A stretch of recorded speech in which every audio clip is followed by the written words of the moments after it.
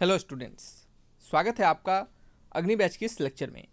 आज की इस वीडियो में हम बात करेंगे कोस्ट गार्ड नाविक जीडी के लिए स्टेज 1 सेक्शन 2 फिजिक्स के चैप्टर काइनेमेटिक्स को। यह काइनेमेटिक्स का लेक्चर नंबर 5 होगा और यह आपके काइनेमेटिक्स का लास्ट लेक्चर है। इस लेक्चर में हम आपके मोशन इन 2 डायमेंशन और प्रोजेक्टाइल मोशन से रिलेटेड क्वेश्चंस को यहाँ पे करेंगे।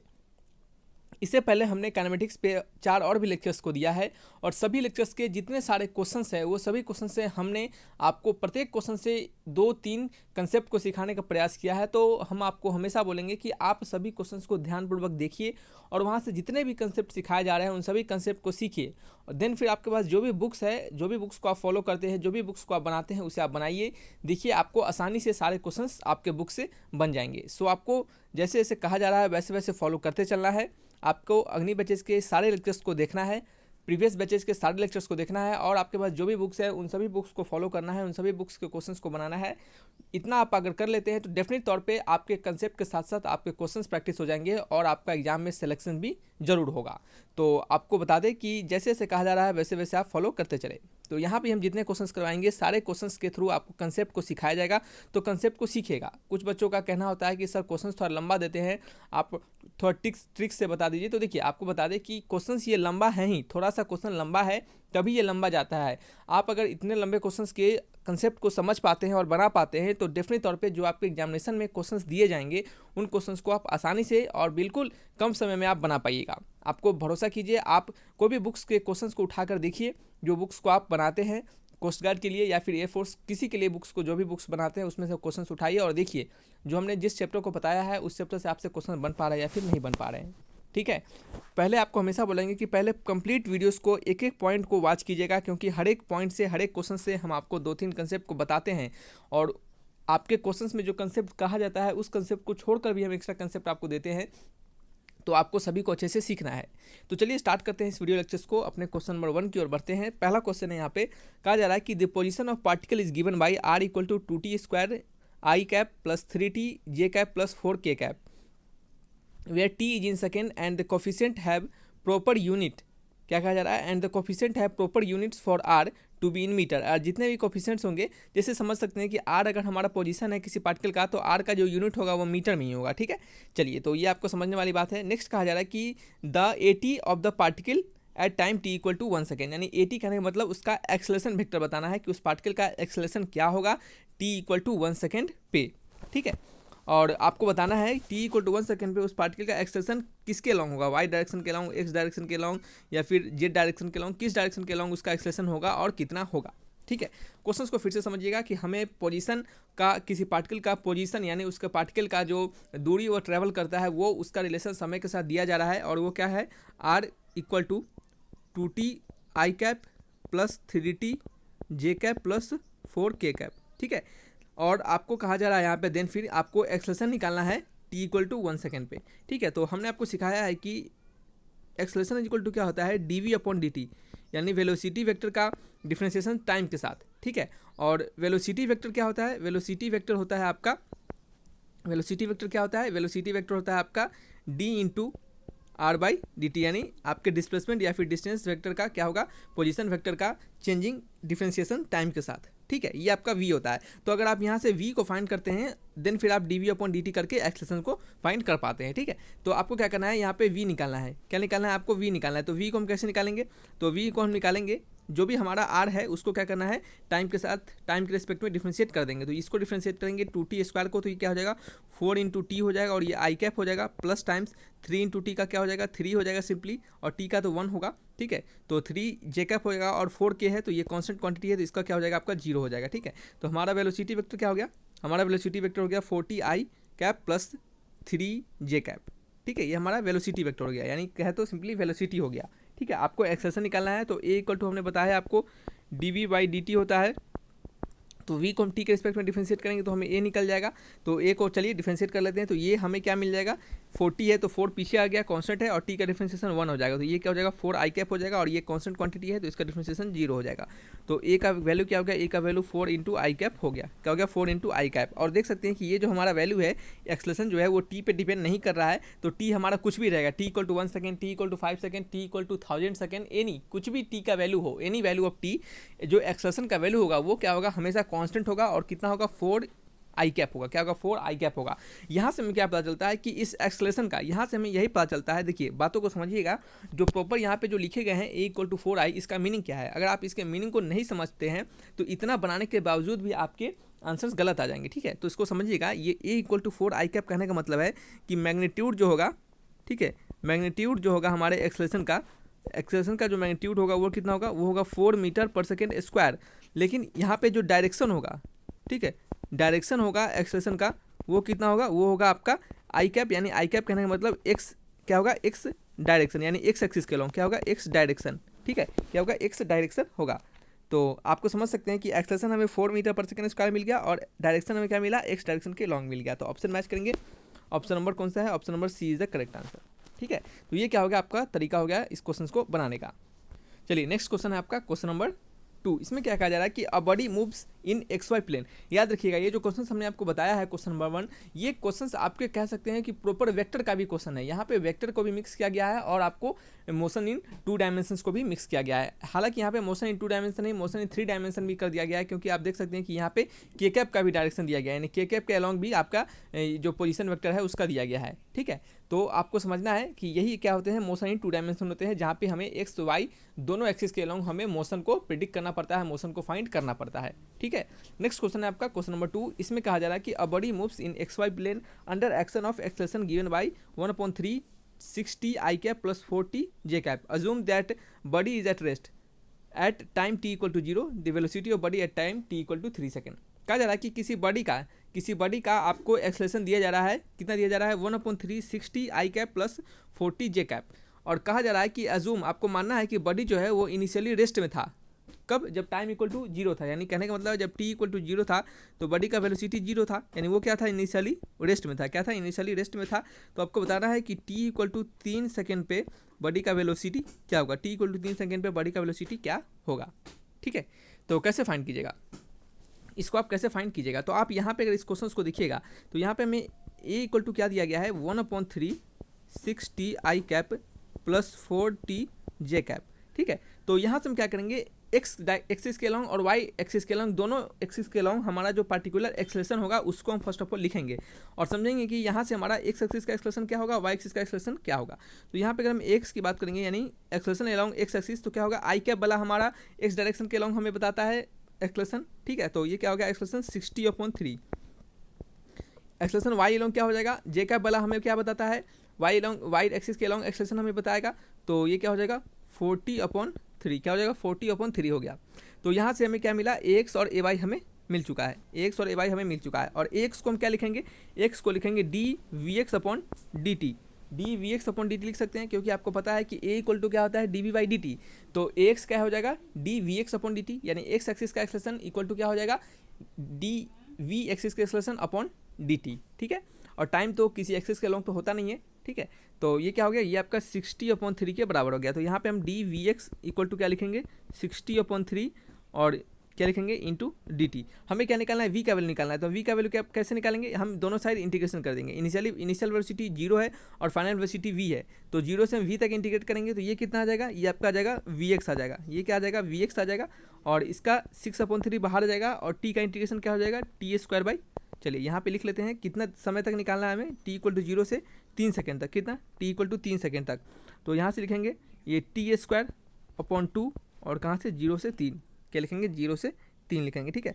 तो यहाँ से वी एक्स का वैल्यू क्या मिल गया 6/3 और ये आपका हो गया 3 × 3/2, 0 डालेंगे तो ये टी का वैल्यू 0 हो जाएगा, तो -0, तो इसको लिखने का कोई मतलब नहीं है, ठीक है। तो यहाँ से 3 से 3 कट गया और 2 3 6, तो ये क्या हो गया आपका 9 मीटर पर सेकेंड स्क्वायर। अब देखिए कुछ बच्चे सोच रहे हैं सर ये तो बहुत बड़ा सॉल्यूशन है। जी नहीं, ये बड़ा सॉल्यूशन नहीं है, ये आप चाहेंगे तो इसको एक लाइन में करिएगा। कैसे कीजिएगा, यहाँ पे आपको अलग अलग, यहाँ पे क्या करना है, यहाँ पे आपको क्या करना है, अलग अलग नहीं निकालना है आपको, Vx और Ax अलग अलग आपको लिख कर नहीं निकालना है, सिंपली यहीं से आपको इंटीग्रेट कर देना है और आपको क्या करना है, t का वैल्यू 3 सेकेंड पुट कर देना है, वही आपका क्या हो जाएगा, आंसर हो जाएगा। ठीक है, तो यहाँ पे हम आपको अलग अलग करके बता रहे हैं ताकि आपको प्रॉपर कंसेप्ट पता चल सके कि आखिर ये होता कैसे है।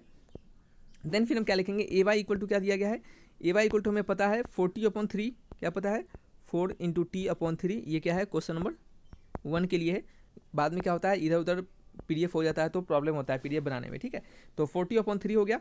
और देन फिर इसको हम लिखेंगे d × vy/dt is equal to 40/3, तो d × vy is equal to क्या हो गया, 40/3 × dt, दोनों साइड इंटीग्रेट कर देंगे 0 से 3 सेकेंड के लिए और 0 से v के लिए। ठीक है, तो ये क्या हो जाएगा, vy इक्वल टू क्या हो जाएगा, 4/3 बाहर आ गया और t² 2 यानी 3 × 3/2।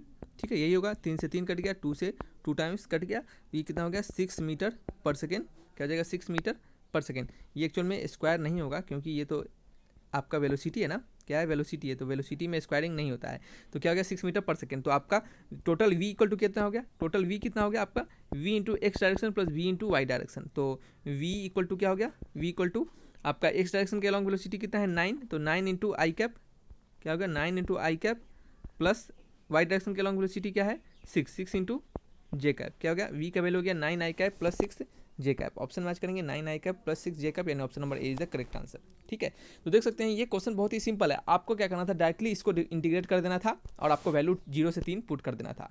ठीक है, ये क्वेश्चन ऐसा है, आप बातों को समझिएगा। कुछ बच्चे को लगता है कि सर क्वेश्चन बड़ा बता रहे हैं, तो देखिए क्वेश्चन बड़ा बता रहे हैं, आपको ऐसा लगता है और आप फिर भी नहीं सीखते हैं यहाँ पे, तो इसका गारंटी हमारा नहीं है, ये आपका, आप अपने खुद से जिम्मेवारी लीजिएगा कि हाँ हम यहाँ पे इतने मेहनत से बताने के बावजूद भी हमारे आपने नहीं सीखा।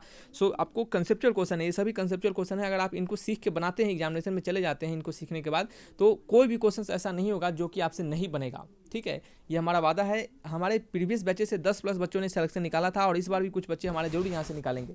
सो हमारा टारगेट है 200+ बच्चों का सिलेक्शन लेना, तो जो भी बच्चे हमारे साथ जुड़े हुए हैं वही मेहनत करते चले और हम भी यहाँ पे उनके लिए साथ हैं। ठीक है, क्वेश्चन नंबर 3 है, अ पार्टिकल है इनिशियल वेलोसिटी कितना है, v इनिशियल कितना दिया जा रहा है आपको 3i + 4j cap, initial velocity 3i + 4j cap दिया जा रहा है। देन फिर कहा जा रहा है एंड एक्सेलरेशन, एक्सेलरेशन कितना दिया जा रहा है, एक्सेलरेशन दिया जा रहा है 0.4i + 0.3j कैप।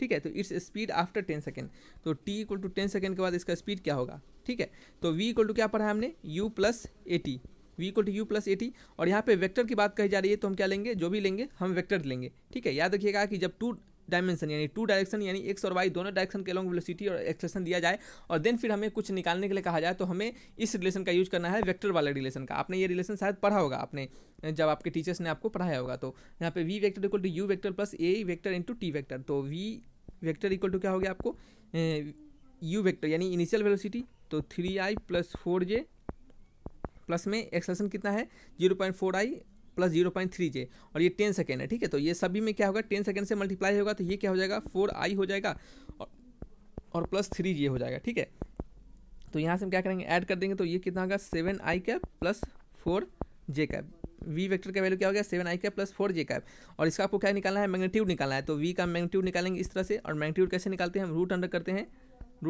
क्या करते हैं 7 का स्क्वायर प्लस 7 का स्क्वायर, तो ये क्या हो जाएगा 7√2 ये मीटर पर सेकंड, क्या हो जाएगा 7√2 मीटर पर सेकंड, ये क्या निकल गया आपका v का वैल्यू निकल गया। ऑप्शन मैच करेंगे 7√2 मीटर पर second, option number A is the correct answer.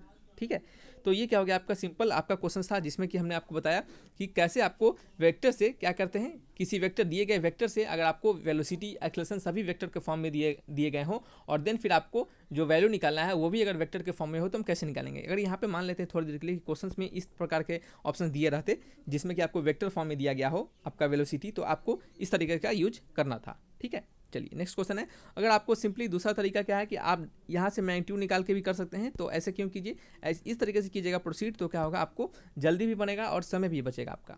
ठीक है, नेक्स्ट है क्वेश्चन नंबर 4, इसमें कहा जा रहा है कि the coordinate of particle moving in XY plane at any instant of time t are x = 4t², y = 3t²।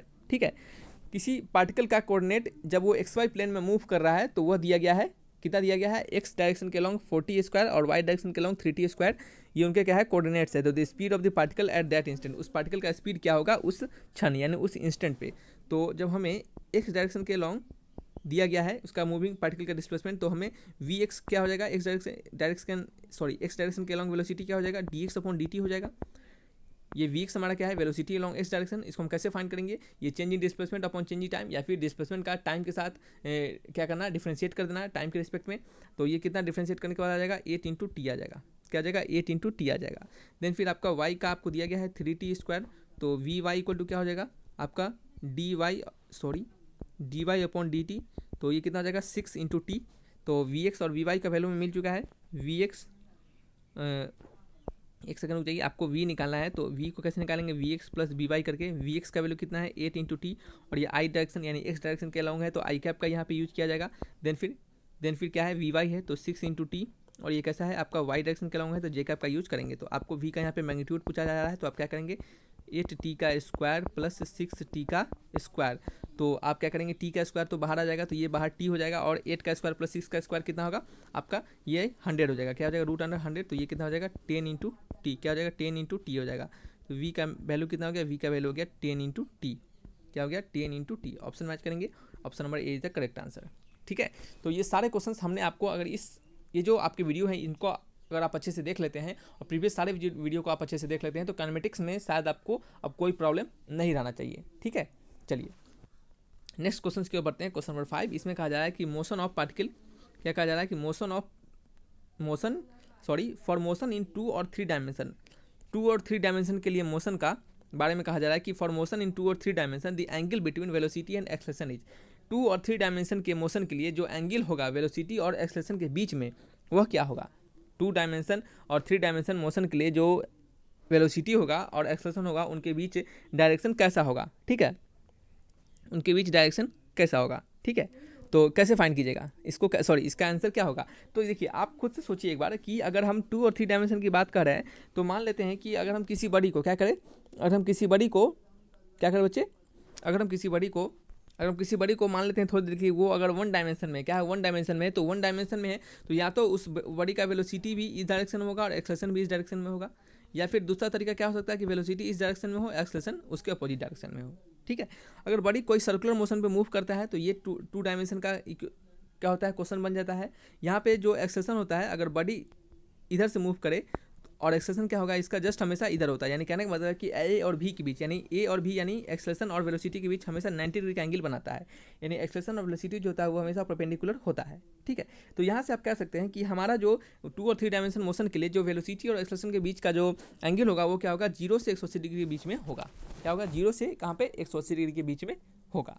ठीक है, चलिए नेक्स्ट क्वेश्चन है क्वेश्चन नंबर 6, इसमें कहा जा रहा है कि a particle moves in a plane with constant acceleration, एक पार्टिकल है जो कि प्लेन में मूव कर रहा है कांस्टेंट एक्सेलरेशन से in a direction different from the initial velocity.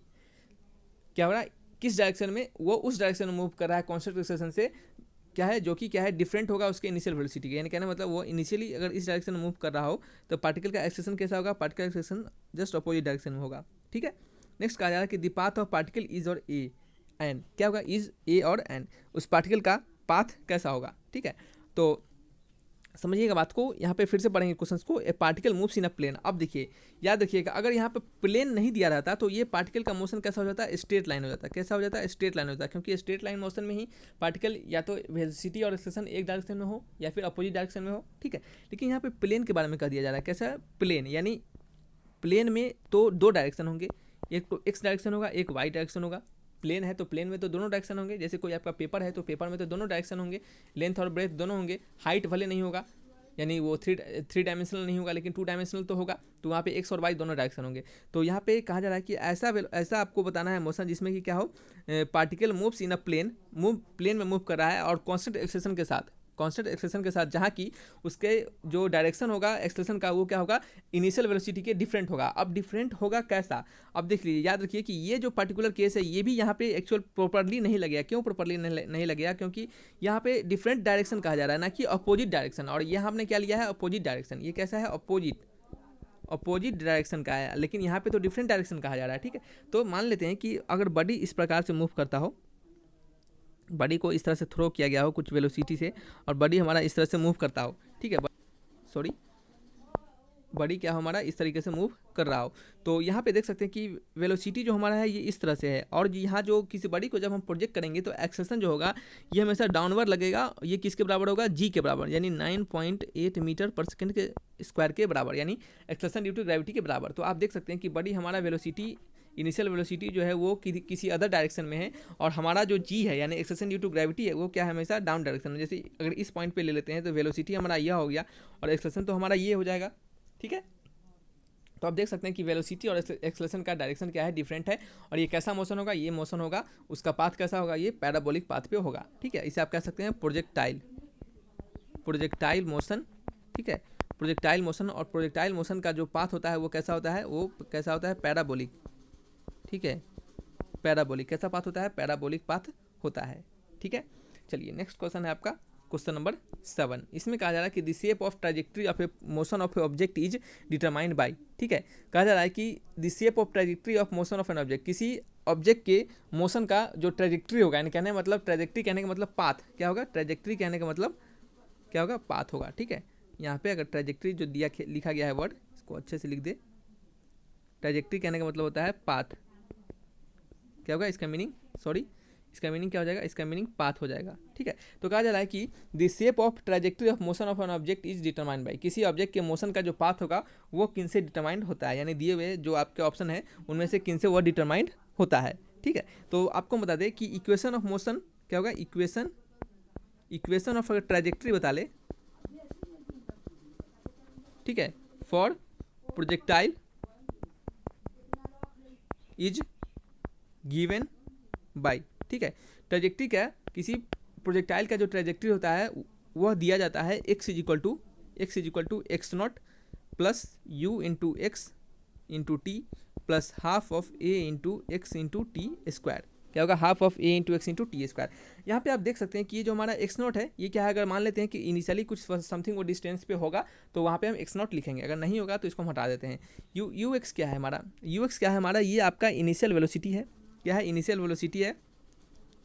ये आपका क्या है, एक्सेलेरेशन क्या है, ये एक्स क्या है आपका, एक्सेलेरेशन है, क्या है, एक्स क्या है आपका, एक्सेलेरेशन है, टी क्या है आपका, टाइम है, ठीक है, टी क्या है आपका, टाइम है, और एक्स नॉट क्या है, इनिशियल पोजीशन है, एक्स नॉट क्या है, इनिशियल पोजीशन है। तो यहाँ पे आप देख सकते हैं कि हमारा जो ट्रैजेक्टरी है, यानी किसी ऑब्जेक्ट का, यानी किसी भी बॉडी का, ऑब्जेक्ट का मोशन जो होगा उसका क्या होगा, उसका जो कह सकते हैं पाथ जो होगा वो इन सभी पे डिपेंड करेगा, यानी एक्सेलेरेशन पे भी, इनिशियल वेलोसिटी पे भी, और इनिशियल पोजीशन पे भी, ठीक है। तो आंसर क्या होगा, ऑप्शन नंबर डी, यानी ऑल ऑफ दीज, क्या हो जाएगा, ऑल ऑफ दीज हो जाएगा, ठीक है। इसमें कोई प्रॉब्लम नहीं होना चाहिए आपको। नेक्स्ट है आपका क्वेश्चन नंबर 8। इसमें कहा जा रहा है कि if TM is given by, TM is the time taken by projectile to achieve the maximum height, अगर टीएम जो है वो किसी प्रोजेक्टाइल को लग रहा है मैक्सिमम हाइट अचीव करने में, यानी टीएम टाइम किसी प्रोजेक्टाइल को मैक्सिमम हाइट अचीव करने में लग रहा है। तो मान लेते हैं कि एक प्रोजेक्टाइल ऐसा आपको फेंका गया होगा, ठीक है, तो यही उसका मैक्सिमम हाइट होगा, यही एच मैक्स होगा, और यहाँ पे उसको पहुँचने में कितना टाइम टीएम लग जा रहा है, ठीक है। Then the total time of flight TF is related to TM, यानी कहा जा रहा है कि अगर इस पूरे ऑब्जेक्ट को यहाँ तक पहुँचने में कितना टाइम ऑफ फ्लाइट टीएफ लग रहा है, तो आपको टीएम और टीएफ में के बीच रिलेशन बताना है, टीएम और टीएफ के बीच रिलेशन बताना है। तो याद रखिएगा कि ये जो टीएम होता है इसका वैल्यू क्या होता है, यानी टाइम ऑफ क्या होगा, टाइम ऑफ जो आपका मैक्सिमम हाइट पहुँचने में जो हमें समय लगता है वो कितना होता है, वो होता है आपका v into y sine theta upon g. और ये बहुत ही सिंपल तरीके से निकल जाता है, कैसे निकल जाता है, v equal to U plus A T लगाइएगा और आपको ये दिखेगा, आपको वैल्यू मिल जाएगा, ठीक है। यहाँ पे हम आपको नहीं लगा रहा है क्योंकि यहाँ पे आपको हम सिंपली इसके फार्मूला आपको याद रखने हैं, और इस छोटे छोटे फार्मूला से न्यूमेरिकल दिया जाएगा, तो सिंपली फार्मूला पुट कीजिएगा और आपका आंसर आ जाएगा, ठीक है। इसका आंसर यहाँ पे फार्मूला लिखवा दे रहे हैं आपको ताकि ये आपको याद हो जाए। तो टीएम का वैल्यू यह होता है, और टाइम ऑफ फ्लाइट जो होता है, क्या होता है, टाइम ऑफ फ्लाइट जो होता है, टाइम ऑफ फ्लाइट इसका वैल्यू क्या होता है, टाइम ऑफ फ्लाइट का वैल्यू होता है v टू टाइम्स ऑफ, क्या होगा, टू टाइम्स ऑफ, क्या होगा, two times of u into sine theta upon g, क्या होगा, two times of u into sine theta upon g होगा, ठीक है। और यहाँ पे ये क्या हो जाएगा, आप वी वाई को सिंपली v भी लिख सकते हैं या फिर u भी लिख सकते हैं, और टीएम क्या हो जाएगा, मैक्सिमम हाइट पहुँचने में u sign theta upon g होगा, और टाइम ऑफ फ्लाइट क्या हो जाएगा, 2u साइन थीटा अपॉन जी हो जाएगा। तो यहाँ से आप देख सकते हैं, यहाँ पे आप क्या देख सकते हैं कि टाइम ऑफ फ्लाइट जो है क्या है, time of flight, sorry, time of flight जो है वो क्या है, टू टाइम्स ऑफ, और ये क्या है आपका time to achieve maximum height, यानी टाइम ऑफ फ्लाइट क्या है, two times of maximum height के। तो ऑप्शन मैच करेंगे, ऑप्शन नंबर कौन सा है, C is the correct answer, ठीक है। तो ये क्या होंगे आपके कंसेप्चुअल क्वेश्चन होंगे। ये कैसे निकालना है हमने आपको बताया कि v equal to U plus A T लगाइएगा, आपका आंसर बिल्कुल आएगा। ठीक है, चलिए कैसे लगाइएगा। यहाँ का वेलोसिटी, इनिशियल वेलोसिटी क्या हो जाएगा v हो जाएगा, और फाइनल वेलोसिटी क्या हो जाएगा, ये आपका मैक्सिमम हाइट पे पहुंचने पे वेलोसिटी 0 हो जाता है, हमने आपको बताया है। तो यहाँ पे vf 0 हो जाएगा, और a कितना है यहाँ पे, a क्या है, g है, यानी एक्सेलरेशन ड्यू टू ग्रेविटी के बराबर है। तो v equal to U plus A T लगाइएगा, सारे वैल्यू को पुट कीजिएगा, आपको आंसर मिल जाएगा। ठीक है, यहाँ पे अगर v वैल्यू से जा रहा है वेलोसिटी, तो हमारा यहाँ पे क्या हो जाएगा, यहाँ पे हमारा हो जाएगा v, अगर ये थीटा डिग्री पे फेंके हैं हमने इस प्रोजेक्टाइल को, तो ये आपका v इंटू कॉस थीटा हो जाएगा, और ये क्या हो जाएगा, ये हो जाएगा आपका सॉरी ये क्या हो जाएगा v इंटू साइन थीटा हो जाएगा। ठीक है, तो आपने y डायरेक्शन के अलॉन्ग लेना है, आपने क्या लेना है, y डायरेक्शन के अलॉन्ग वेलोसिटी लेना है। तो y डायरेक्शन के अलॉन्ग वेलोसिटी यहाँ पे v साइन थीटा हो जाएगा। तो यहाँ पे आप v को जगह पे ले लीजिएगा, v आपको लेना है vy इक्वल टू क्या लेना है, vy इक्वल टू लेना है v sine theta, a equal to g लेना है, और v फाइनल इक्वल टू 0 लेना है, और आपका रिलेशन लगाना है v equal to U plus A T, आपका आंसर मिल जाएगा। ठीक है, चलिए नेक्स्ट क्वेश्चन है आपका क्वेश्चन नंबर 9। इसमें कहा जा रहा है कि u with the initial velocity of projectile, v is the velocity at any instant, then the maximum horizontal range rm is equal to, कहा जा रहा है कि किसी प्रोजेक्टाइल का मैक्सिमम हॉरिजॉन्टल रेंज कब आएगा। यानी मान लेते हैं इस प्रोजेक्टाइल को v वेलोसिटी से फेंक रहे हैं, तो ये जो आपका r होगा ये मैक्सिमम हमें कब मिलेगा, ये मैक्सिमम हमें कब मिलेगा, और कब मिलेगा ये नहीं पूछा जा रहा है, ये मैक्सिमम हमारा किसके बराबर होगा। ठीक है, ये मैक्सिमम कब मिलेगा, अगर हम आपको बता दें जब थीटा का वैल्यू हमारा 45 डिग्री हो, तब हमारा ये वैल्यू क्या मिलता है आपका, थीटा का वैल्यू जब हमारा कितना हो, आपका थीटा का वैल्यू हमारा 45 डिग्री नहीं हो, यहाँ पे इंक्लाइन की बात नहीं हो रही है, यहाँ पे सिंपल प्रोजेक्टाइल है। तो जब थीटा का वैल्यू हमारा कितना हो, थीटा का वैल्यू हमारा जब 90 डिग्री होता है, तो ये हमें क्या मिलता है, मैक्सिमम रेंज क्या होगा आपका, ये मैक्सिमम रेंज मिलता है। ठीक है, ये क्या है, बिल्कुल गलत है। कुछ बच्चे कंफ्यूज हो जाते हैं, यहाँ पे थीटा का वैल्यू 90 डिग्री डाल देते हैं और क्या निकालते हैं, मैक्सिमम रेंज निकालते हैं, बिल्कुल गलत बात है। हमने आपको बताया है कि थीटा का वैल्यू जब 45 डिग्री होगा तभी ये क्या होगा, मैक्सिमम रेंज मिलेगा। ठीक है, थीटा का वैल्यू जब 45 डिग्री होगा तभी ये मैक्सिमम रेंज मिलेगा। ठीक है, तो सबसे पहले तो मैक्सिमम रेंज का फॉर्मूला निकालेंगे। तो RMX आपने पढ़ा होगा अगर, तो RMX का वैल्यू होता है, RMX का वैल्यू क्या होता है, RMX का वैल्यू होता है u square sine 2 theta upon g. क्या होता है, यू स्क्वायर साइन 2 थीटा अपने अपॉन जी। ये कैसे निकलता है, ये आपको सिंपल आपको फॉर्मूला लगाना है, कौन सा, v इक्वल टू यानी आपका distance equal to speed into time. ठीक है, स्पीड का उपयोग करना है, और टाइम को क्या निकालना है, टाइम का आपको कैसे निकालना है, टाइम का वैल्यू आपको इसके अलॉन्ग्स निकालना है, यानी S equal to U T plus half of A T square लगा के आपको यहाँ से टाइम का वैल्यू फाइंड करना है, और देन फिर RMX का वैल्यू निकालना है। अगर यहाँ पे हम वैल्यू को निकालेंगे तो ये वैल्यू लंबा चल जाएगा, तो आपको क्या करना है, सिंपली याद करके रखना है कि RMX का वैल्यू होता है u square sine 2 theta upon g. ठीक है, यहाँ पे आपको ये RMax का नहीं, ये सिंपली R का वैल्यू होता है, ये सिंपली R का वैल्यू होता है। आपको निकालना है यहाँ पे RMax, क्या निकालना है, RMax। तो RMax हम निकालेंगे, RMax हम कैसे निकालेंगे, जब थीटा का वैल्यू हमारा 45 डिग्री होगा, तो यू स्क्वायर साइन 2 इंटू 45, तो साइन 90 अपॉन जी। ठीक है, तो यहाँ पे क्या हो जाएगा, RMax का वैल्यू कितना हो जाएगा, u square upon g, u square upon g क्या हो जाएगा, यू स्क्वायर अपॉन जी, यानी ऑप्शन मैच करेंगे u square upon g, and option number D is the correct answer. कौन सा है, option number D is the correct answer. ठीक है, तो ये क्या हो गया, आपके तरीके होंगे इन क्वेश्चंस को बनाने का। याद रखिएगा बच्चे क्या करते हैं, थीटा का डायरेक्टली 90 वैल्यू याद रखते हैं, क्योंकि यहाँ पे इनको लगता है कि थीटा का वैल्यू 90 डिग्री है तो यू स्क्वायर बाई जी हमें डायरेक्टली मिल जा रहा है, जबकि ऐसा नहीं है। थीटा का वैल्यू 45 डिग्री होगा, यानी कहने का मतलब है कि जब हम इस प्रोजेक्टाइल को 45 डिग्री के एंगल पर, यानी थीटा इक्वल टू 45 डिग्री के एंगल पर जब इसको फेंकेंगे, तब हमारा क्या होगा, ये मैक्सिमम रेंज ट्रेवल करेगा। ठीक है, चलिए नेक्स्ट क्वेश्चन है आपका क्वेश्चन नंबर 10। इसमें कहा जा रहा है कि if the projectile motion, in the projectile motion, किसी प्रोजेक्टाइल मोशन में इफ़ यदि एयर रेसिस्टेंस इज इग्नोर्ड, अगर एयर रेसिस्टेंस को हटा दिया जाए, the horizontal motion is at, जो हॉरिजॉन्टल मोशन होगा वह कैसा होगा, हॉरिजॉन्टल मोशन होगा वो कैसा होगा। ठीक है, ठीक है, तो अगर हम एयर रेसिस्टेंस को अगर मूव कर दे, याद रखिएगा कि अगर हम एयर रेसिस्टेंस को रिमूव कर दे, ठीक है, एयर रेसिस्टेंस अगर हम क्या कर दे, रिमूव कर दे, तो क्या होगा, अगर हम एयर रेसिस्टेंस को रिमूव कर देते हैं तो क्या होगा, आपके पास कोई acceleration, no acceleration present in कहाँ पे, हॉरिजॉन्टल डायरेक्शन। ठीक है, अगर हम एयर रेसिस्टेंस को रिमूव कर देते हैं तो कोई हमारे पास एक्सेलरेशन प्रेजेंट नहीं होता है हॉरिजॉन्टल डायरेक्शन में। अगर हम एयर रेसिस्टेंस को लेते भी हैं तभी हम क्या करते हैं, हॉरिजॉन्टल डायरेक्शन में वैसे भी कोई एक्सेलरेशन को हम नहीं महसूस करते हैं, यानी वैसे भी कोई एक्सेलरेशन हमें महसूस नहीं होता है, या फिर वैसे भी कोई एक्सेलरेशन वहाँ पे लिया नहीं जाता है। ठीक है, आपने पढ़ा होगा कि जो मोशन इन प्रोजेक्टाइल होता है, यानी प्रोजेक्टाइल मोशन जो होता है उसमें जो एक्सेलरेशन लिया जाता है वो सिर्फ डाउनवर्ड लिया जाता है और वो एक्सेलरेशन ड्यू टू ग्रेविटी के बराबर लिया जाता है। हॉरिजॉन्टल डायरेक्शन में वहाँ पे एक्सेलरेशन लिया ही नहीं जाता है, ठीक है। तो हम कह सकते हैं कि हॉरिजॉन्टल डायरेक्शन में जब एक्सेलरेशन होगा ही नहीं तो हमारा क्या होगा, ये कांस्टेंट वेलोसिटी का केस हो जाएगा। क्या हो जाएगा, कांस्टेंट वेलोसिटी का केस, कांस्टेंट वेलोसिटी का केस हो जाएगा। यानी कहने का मतलब एक्सेलरेशन क्या हो जाएगा आपका, जीरो के बराबर हो जाएगा। क्या हो जाएगा, जीरो के बराबर हो जाएगा। तो ऑप्शन क्या होगा इसका, option number B is the correct answer, ठीक है। तो ये क्या हो गया आपके मोशन इन प्रोजेक्टाइल यानी मोशन इन 2 डायमेंशन के सारे क्वेश्चंस यहाँ पे हमने बता दिया, जिसमें कि हमने सारे आपके इंपॉर्टेंट आपके जितने भी फार्मूला होंगे और जितने भी इंपॉर्टेंट कंसेप्ट आपको देने थे वो हमने यहाँ पे दे दिया है, ठीक है।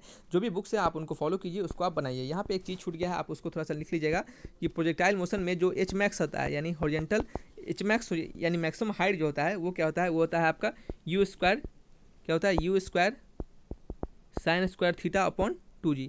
क्या होता है u square sine square theta upon 2g, ठीक है। क्या होता है u square sine square theta upon 2g। यानी कहने का मतलब कि अगर हम प्रोजेक्टाइल को वेलोसिटी से फेंके v वेलोसिटी से और यहाँ पे जाके वो गिर जाए तो ये जो इसका मैक्सिमम हाइट होगा जहाँ पे v का वैल्यू 0 होगा, ये जो h मैक्स होगा वो किसके बराबर होगा, वो होगा you square sine square theta upon 2g के बराबर, ठीक है। तो याद रखिएगा इन प्रोजेक्टाइल मोशन, देखिए प्रोजेक्टाइल इन इंक्लाइन यानी एक ऐसा भी होता है क्वेश्चन जब आपको इंक्लाइन मोशन दिया जाए, इंक्लाइन प्लेन दिया जाए और यहाँ पे किसी प्रोजेक्टाइल मोशन की बात कही जाए तो ये आपको ज़्यादातर आपके एग्जामिनेशन में इंक्लाइन प्रोजेक्टाइल से क्वेश्चन नहीं दिया जाता है, सो आपको वो नहीं करवाएं यहाँ पे, ठीक है। तो उसके लिए आपको टेंशन नहीं लेने हैं। तो ये क्या हो गया आपके सारे मोशन इन 2 डायमेंशन और प्रोजेक्टाइल मोशन के सारे क्वेश्चन यहाँ पे हमने आपको करवा दिया। तो चलिए इस वीडियो को रखते हैं यहाँ पे। फिर भी कोई डाउट होता है आपको, हमारे द्वारा जितना हो सका हमने आपको प्रयास किया है ताकि आप अच्छे से समझ पाएँ। फिर भी आपको अगर डाउट होता है कोई भी तो आप कमेंट बॉक्स में लिखिएगा, हम आपके सारे कमेंट्स का जवाब जरूर देंगे, ठीक है। चलिए यहाँ पे हम लिख देते हैं यहाँ पे फाइनल टच, क्या होगा फाइनल टच। चलिए thanks for watching my video, तब तक के लिए बाय बाय।